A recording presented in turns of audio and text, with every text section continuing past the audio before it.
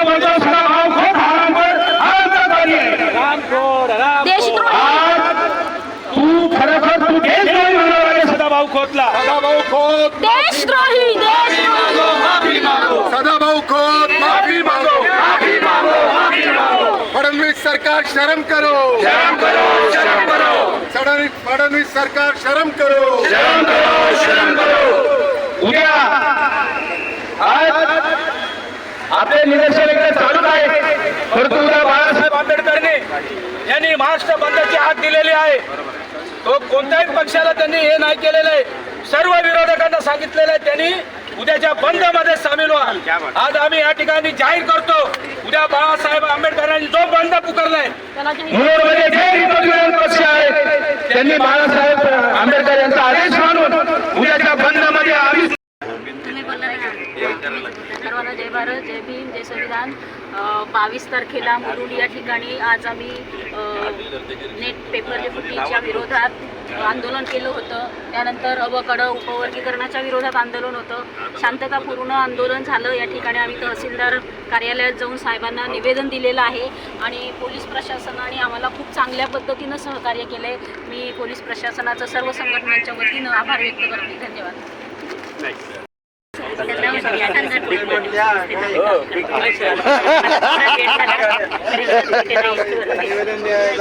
तुम्ही पोहोचला तर मी आहे मुलुंड तहसीलदार अरे दादा स्टूडेंट है तुम लोग आ जाओ अरे स्टूडेंट लोग स्टूडेंट के लिए जो है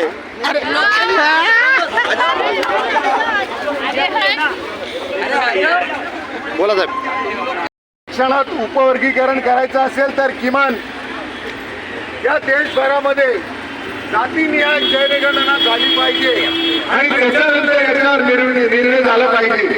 माझी अशी मागणी आहे सगळ्यांचीच मागणी आहे की तुम्हाला फक्त आरक्षणात जे मागासवर्गीयांना आरक्षण प्राप्त होतं त्याच्यात उपवर्गीकरण करण्याच्या आधी तुम्ही देशभरामधील सर्व जातींची जातीनिहाय ती जनगणना आहे ती करून टाका त्याच्यानंतर बघू.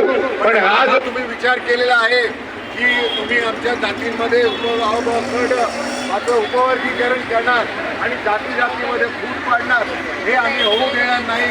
हे तर मी विलासभाई निकाळे यांचा आभार व्यक्त करतो की तुम्ही हा पुढाकार घेतला आणि विलासभाई निकाळे मी तुम्हाला सांगू इच्छितो आणि सर्व आयोजक मंडळांना या ठिकाणी सांगू इच्छितो की असा जर की विनाशाशी जर का असेच आमचे नाते जुळले असते तर आम्ही आमच्या घरात साप देखील पाळले असते.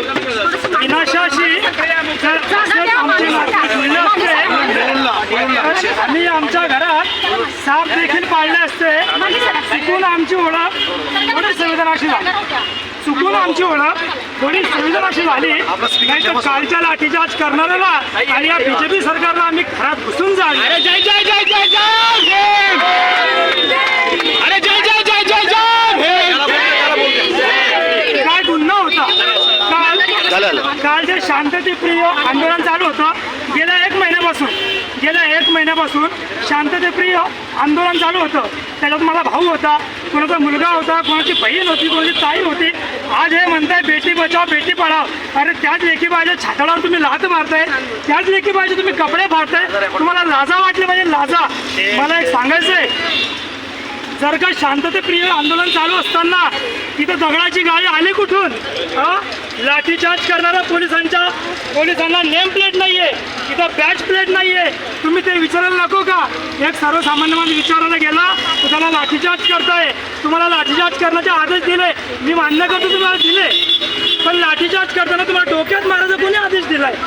तुमच्या काठ्यांना खिळे कुठून आले? लाठीचार्ज करताना तुम्हाला अंगावरची वर्दी आहे ते सिव्हिलमध्ये तुम्ही कसे काय आले?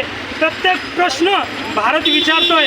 प्रत्येक प्रश्न इथला सरकारला सामान्य विद्यार्थी विचारतोय. आज विद्यार्थ्यांवर अत्याचार होत आहे. अरे तुमच्यापेक्षा तर इंग्रज बरे. 17 दिवसाचं आंदोलन नेहरूंनी केलं. 17 दिवसाच्या आंदोलनाला तिथलं इंग्रज सरकार भेटायला गेलं.